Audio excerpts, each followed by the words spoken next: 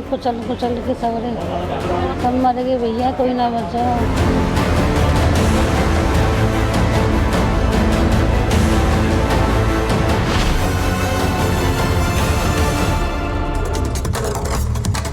नमस्कार, रिपब्लिक भारत देख रहे हैं आप। आपके साथ मैं हूं मीनाक्षी रजत। सबसे पहले हम बात करने वाले हाथरस हादसे की लेकर के, क्योंकि मुख्यमंत्री ने यहाँ प्रेस कॉन्फ्रेंस करके साफ तौर पर यह कह दिया है कि किसी को भी तह तक जाएंगे इस पूरी घटना की। हाथरस हादसे की न्यायिक जांच भी होगी, ये भी बताया है मुख्यमंत्री योगी आदित्यनाथ ने। उन्होंने कहा है कि सेवादारों ने भक्तों को धक्का दिया, हादसे को दबाने की कोशिश भी सेवादारों के द्वारा की गई है। हादसे के जिम्मेदार लोगों की पहचान हो रही है। जहां 80,000 लोगों की अनुमति थी, वहां 2.5 लाख लोग पहुंच जाते हैं।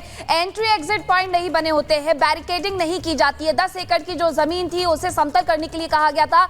ऐसा कोई भी यहाँ पर पॉइंट देखने को नहीं मिलता जो लोगों की सुरक्षा से जुड़ा हुआ हो। उमस में ना तो पंखों का इंतजाम होता है और ना ही कूलर का। 121 लोगों की जान चली गई है। इस पूरी घटनाक्रम के लिए हम लोगों ने एडीजी आगरा की अध्यक्षता में एक एसआईटी गठित की है, जिसने अपनी प्रारंभिक रिपोर्ट दी है। और इस घटना की तह में जाने के लिए उनसे कहा गया है। बहुत सारे ऐसे पहलू हैं जिन पर जांच होनी बहुत आवश्यक है। अब तक प्रथम दृष्टिया जो थी हमारी कार्रवाई ये थी कि राहत और बचाव के कार्य को आगे बढ़ाने के बाद आयोजकों को पूछताछ के लिए बुलाना,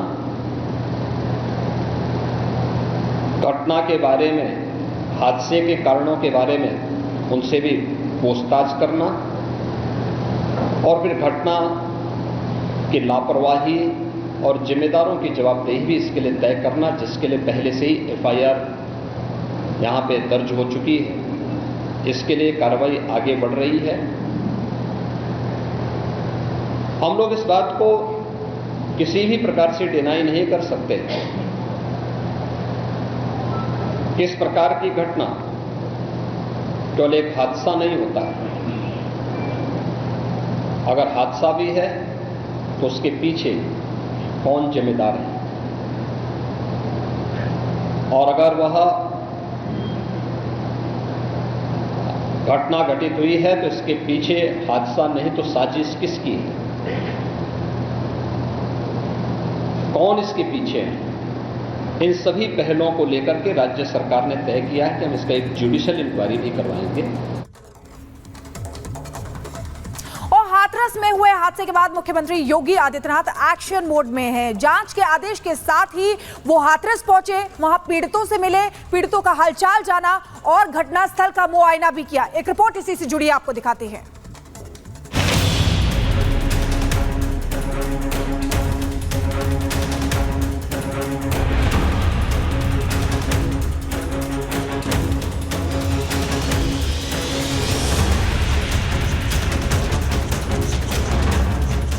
हाथरस में हादसा हुआ और योगी सरकार ने सारा महकमा लगा दिया।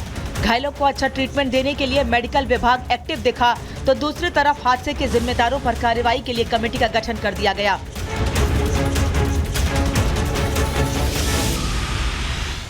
सीएम योगी ने हादसे की जांच के लिए अपने विभागों को तो लगाया ही, खुद भी एक्शन मोड में दिखाई दिए। इस बात का अंदाजा इन तस्वीरों से आप खुद लगा सकते हैं। हादसे के कुछ ही घंटे बाद सीएम योगी हाथरस में थे। योगी हाथरस में कुछ एक्शन मोड में नजर आए। उनके बॉडी लैंग्वेज से साफ था कि गुनहगारों को नहीं छोड़ने वाले। जो भी दोषी होगा उसके खिलाफ सख्त कार्रवाई की जाएगी। समागम में हुई मौत और सैकड़ों लोगों के घायल होने के बाद योगी लखनऊ में नहीं रुके। वह आज उत्तर प्रदेश बीजेपी अध्यक्ष भूपेंद्र सिंह यादव के साथ हाथरस पहुंचे। सीधे उस अस्पताल का दौरा किया जहां पर घायलों का इलाज चल रहा था। सूबे के मुखिया हर एक घायल से मिले, हर एक बेड पर जाकर मरीज और तीमारदार से उनका हाल जाना, हादसे का कारण पूछा, पूरी जानकारी ली। जिन्होंने अपनों को खोया उनको सांत्वना दी, परिवार को ढांढस बंधाया, तो वहीं डॉक्टर और अधिकारियों को उचित स्वास्थ्य सुविधा मुहैया कराने का निर्देश दिया।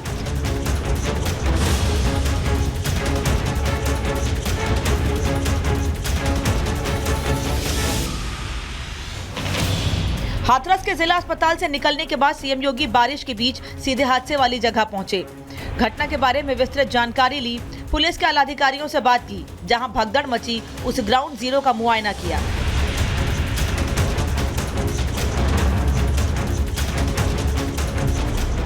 तस्वीरों से साफ है कि यूं ही नहीं उत्तर प्रदेश को उत्तम प्रदेश कहा जाता है।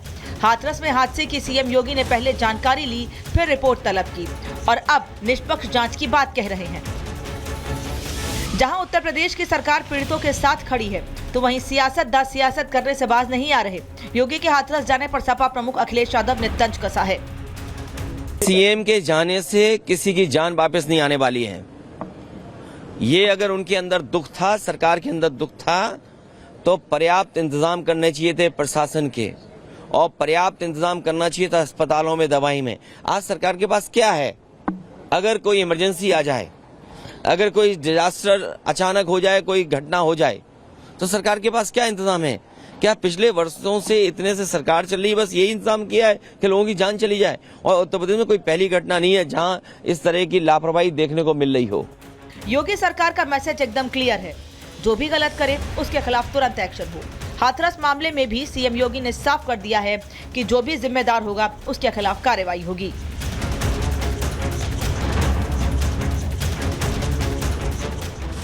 Bureau report, Republic Bharat.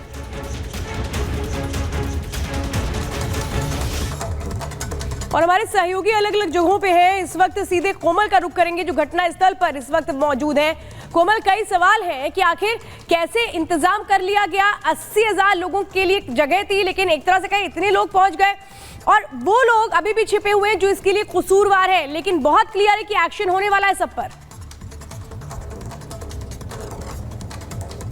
देखिए, एक्शन होने वाला है सब पर, क्योंकि योगी आदित्यनाथ पूरी तरह से एक्टिव मोड पर नजर आ गए हैं। उन्होंने साफ कह दिया है कि जो भी अगर साजिश हुई है और साजिश करता है उन्हें बख्शा नहीं जाएगा। लेकिन इस बीच अगर तस्वीरें दिखाई, क्योंकि देखिए 80,000 लोगों की अनुमति थी, ऐसे में टेंट की आपको एक्सक्लूसिव तस्वीरें हम दिखा रहे हैं। 80,000 लोगों की अनुमति मिलती है, टेंट बना दिया जाता है। लेकिन देखिए टेंट के अंदर व्यवस्था क्या की गई है। पूरे टेंट में आपको पानी भरा हुआ नजर आएगा। हाईवे से किनारे का ये इलाका है, पूरा ग्रामीण इलाका है, लेकिन पानी पूरी तरह से भरा हुआ है। चूंकि आज बारिश हुई है, लेकिन जो लोग हैं बता रहे हैं कि कल भी बारिश हुई थी और ऐसे ही पानी भरा हुआ था, कीचड़ फैला हुआ था। और उसी के ठीक सामने वाला यहाँ पे अभी आपको दिखाए तस्वीरें, तो देखिए कुछ लोग आपको खेत में नजर आ रहे होंगे जो यहाँ पे पहुंचे हुए हैं और अपने लोगों को तलाश कर रहे हैं, क्योंकि कई लोग जो है अभी भी मिसिंग है। तो वो सामान ढूंढ रहे हैं। सवाल ये भी उठ रहा है कि जिस बाबा के इस पूरे सत्संग में शामिल होने के लिए लोग पहुंचे थे, आखिरकार वो कहाँ है?